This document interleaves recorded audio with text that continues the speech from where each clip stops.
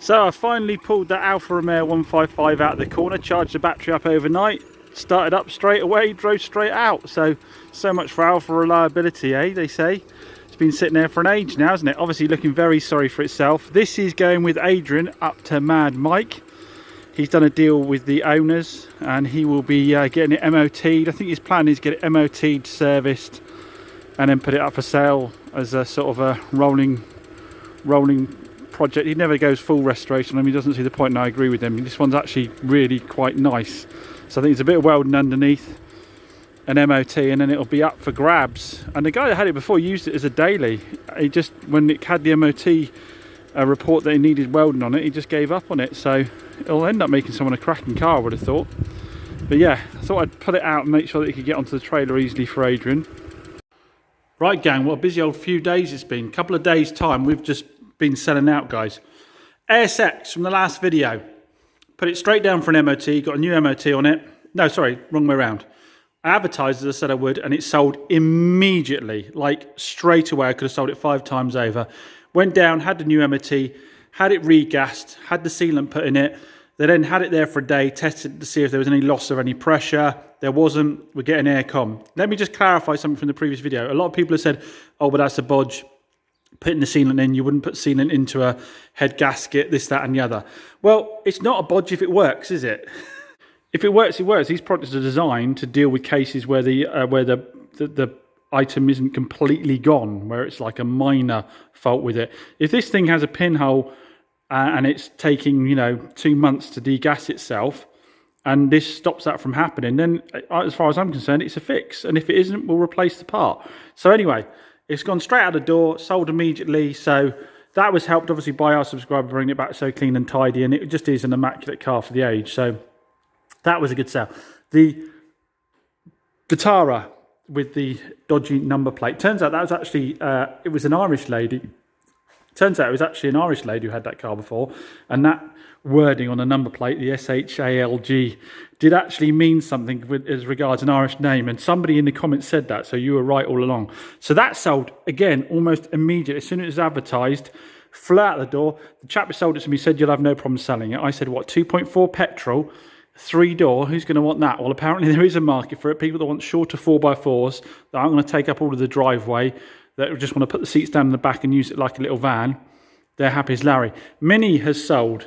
I'm delivering that to the customer tomorrow because she didn't want it on Sunday, and I don't open on Sundays, but I am down her way with the family, so we're going to deliver that.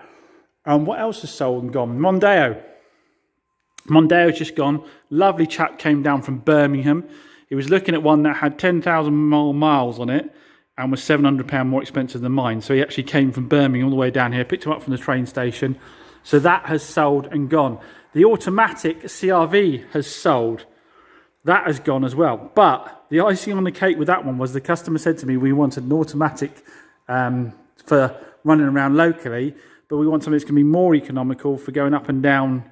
There was a couple for going up and down the motorway. They said, so if you can find us another similar car, we'd be interested. And I went, oh, well, actually, I didn't think too much of it because a lot of people say, if you sell me this car, I'll have more off you.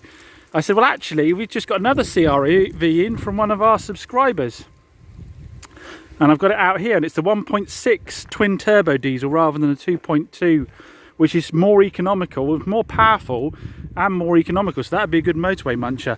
So they came over, they had a look over it, looking inside and out. I explained to them what I was going to do prep-wise, and they went, yeah, I'll have that. So they bought the 2 CRVs off me at the same time. They are part exchanging a Hyundai i40 Saloon with a 1.6 petrol engine in it. So that's going to be coming in part exchange, but that's a nice piece of stock for me. So yeah, mega busy. I'm trying to remember what else we might have sold. Perhaps you guys have to remind me down below what was also in here that's gone. So yeah, mad, really sold out fast. It's quite good as well because it's proved one thing as well, that we can sell the stuff for 10 grand and more. That is selling. Now, Brooke's been in the house today. She's hiding out the back there somewhere.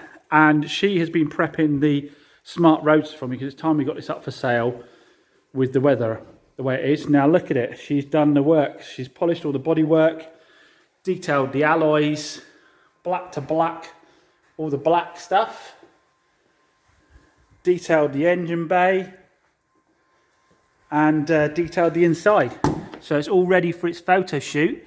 I took it home before she did all this detailing. Obviously I took it home and back for a little run the other day, and I just forgot with the sun out how much fun this car is.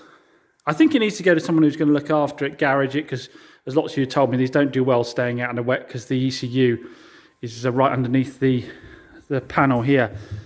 So they recommend, sorry, under the panel here somewhere.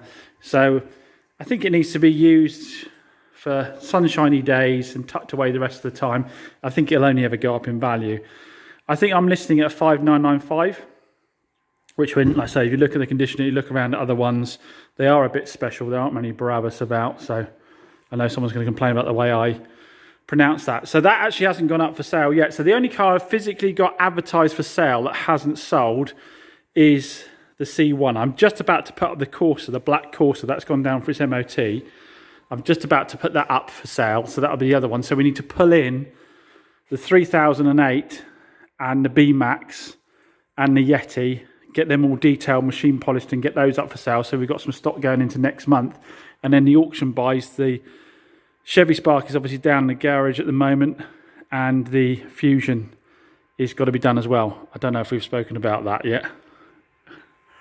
But yeah, massive massive amount of sales in a very short time. And like I say, at higher price points as well. So that is encouraging. As we've pretty much sold out of stock, I've got a lot of cleaning to get done today. I need to fill this room back up with clean cars, even if they're not MOT'd and so forth yet. We'll get them down and get that done, but we need to fill the showroom up. Now, I've been persevering with this setup for a long while now, which is I've got a hose to a tap there that I have to drag outside, attached to the compressor, to the jet wash, and I have that plugged into the extension lead that goes in there. And to be honest, it's been frustrating me for a long while because I trip over myself all the time as I work around the car. Everything, you know, how it works, everything ties itself up on each other. I end up with the flipping hose intertwined with the extension lead, and the lead from that intertwined with that, and I end up stepping on this stuff and tripping over it. It's been frustrating me for a while. I didn't really know there was any other solution, but then the other day, a rep from Giraffe got in touch with me, Giraffe Tools, and offered me one of their all-in-one, offered me to try out one of their all-in-one jet wash systems. And this could be the absolute answer, because it looks like I can plug that in, set that up, and then just pull the hose outside and literally just have the one hose from the jet wash on the go. So we're going to give it a go today, set it up and see what it's all about, and see if it does actually solve that solution or not. Perfect timing for these guys. My neighbours can be spared an awful lot of swearing as well if this setup works. So this is the Grand Falls pressure hose reel. So we've got a instruction manual there. We've got our end to our pressure washer there. Looks like we've got the nozzle here. Looks like for adding my snow foam to. And I haven't, oh, the other thing is as well, I've not had a decent snow foam set up on these. I don't think they've got enough pressure and work quite well enough for the snow foam. It's always been a bit limp coming out the end of it. So hopefully that'll also give me a better solution for that. Oh, fancy looking. Fancy looking, looks like they sport me here. So there we have it, there's the hose reel. So we've got a water hose all on this retractable reel that I'm going to mount to the wall. Just got to decide the best location for it. Probably down there in the corner if it'll work down there. Or maybe just use one of the brackets at the top to have it mounted on that out there. So it's this mounting plate here it slides onto, so I'm going to make sure I've got enough room to slide it onto that, which means it's probably not going to work particularly well near those pipes. My mate old Ian was here from Gas Guy. He'd been measuring it all up and doing it properly. I'm not quite as thorough as him. And in the box here we've got the gun and we've got the hose. Right, let's get it all set up. Now obviously this is designed for sort of mounting to the wall like this, but I think what I'm going to do, probably upset some people, is tech screw it into that there, because I want it a bit higher up, and I also want to be able to move it about if I want to later on. So if I just put a couple of tech screws in there, I'll be able to move it about a bit when I actually changed my mind, decided to put it on this wall here, because obviously this is quite a long section and I have quite a lot of flex in it, whereas this one is a short section and shouldn't have as much flex in it. It does mean the reel won't be directly out in that direction, it'll be kind of going around there, so we'll have to see how that works out for me. So there we have it. Bit wobbly. I might decide on a different location later on. I'll see if I can't space it out down there with something for a more long-term solution, but for the moment we've got some car washing to do, so let's get it up and running. We've got a quick connector, so I can carry on using my existing hose lock setup. I just pop it on the side down here. Like I say, I will remount this. Probably further down the wall, use some wood spacers or something to get away from that water pipe. So there we go, cut a fresh piece of hose pipe, so I've got my water connection on the go. Just double check. Haven't got any leaks. Seems all right. I have to actually provide a much nicer quality hose for connecting it to your outlet, but it isn't quite long enough for the setup I've got here. Like I say, when I relocate it later on, then I'll use this because it's much better quality than that cheapy hose. Touch the hose, gun end, sorry. And for the gun, we've got these fancy quick connectors rather than screw-on stuff. There we go, nice. All connected up, then we've got our attachment for our snow foam there. And if you want to see how easy it is to retract it, if I just pull it all the way back here like this, it stays locked. So then give it a tug forward and let go. Retracts it all in. Much tidier.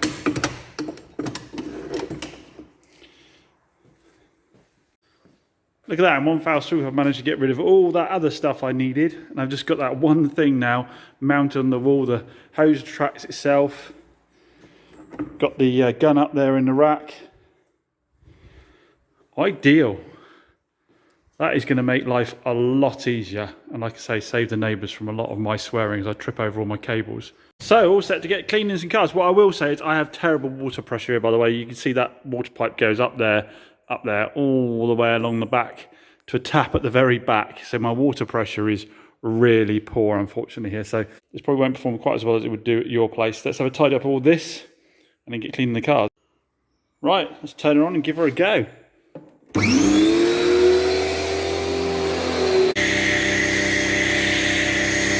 The first car with the privilege of getting clean with a new system is the Skoda Yeti we bought from a subscriber. It's had its MOT and it's just been sitting around waiting for me to do a valet on it. I need to do a machine polish on the body, but obviously before I do that I've got to clean all the dirt off.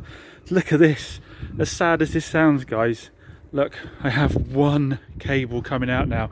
I'm not tripping up over the extension lead, over the hose from the tap to the pressure washer, and then the hose from the pressure washer. I just have one cable. You don't know how good that is, guys. It's been driving me absolutely nuts. And the dial up to max foam in this, although this isn't actually snow foam, it's just shampoo. Hopefully it should have a similar effect.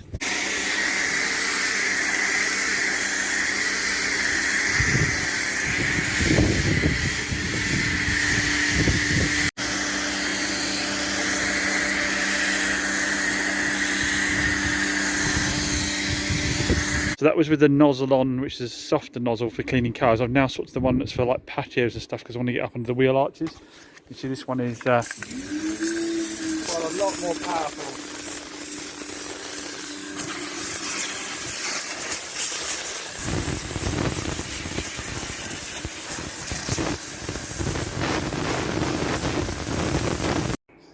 And there we have it. Engine bay's also being given a clean down. We've rinsed her all off, done all the wheels. Looks fantastic. Now, instead of having to put away a bucket load of stuff, I can, probably easier if I just come in like this, I can just give the hose a bit of a tug. There we go. And reel it back in. And that's it. No putting away loads of cables, wrapping them all up, take them into the other room. Definitely merits the time to do a proper install down here. Like I said, I'll put some wooden battens on, bring it out a little bit. And you obviously at your place, you probably want to put it on your outside wall if it's around the back of your house or whatever, or down the side of your house. But yeah, absolutely love that. What a brilliant bit of kit. I can't thank the guys enough. Can't thank the guys at Giraffe Tools enough for that. Their timing is impeccable. The day they messaged me, I had a big swearing session as I had to untangle the 3 sets of wire and sort them all out. Anything that speeds up work for me, makes it less hassle, I'm up for. But yeah, brilliant bit of kit. Now, I have secured an exclusive discount for you guys. If you go to the link in the description down below, you'll see details of how you can get 10% off your own giraffe setup. But note, that is for a limited period only. So again, check a link in the description. I'll also pin a comment for it down below, so you can find out how long you've got to take advantage of that. Right, well, I best get machine polishing so we can get this sparkling like a diamond and get it up for sale. Many thanks as always for watching. We'll see you on the next one. And on the next one, we are going to discuss the Morris. Thanks for all the emails and messages people have been sending in the comments. Seems to be a very popular little car, that. So yeah, we're going to have a little look around it, have a little drive of it, and have a little chat about that on the next one. So as always, massive thanks for watching. See you again soon.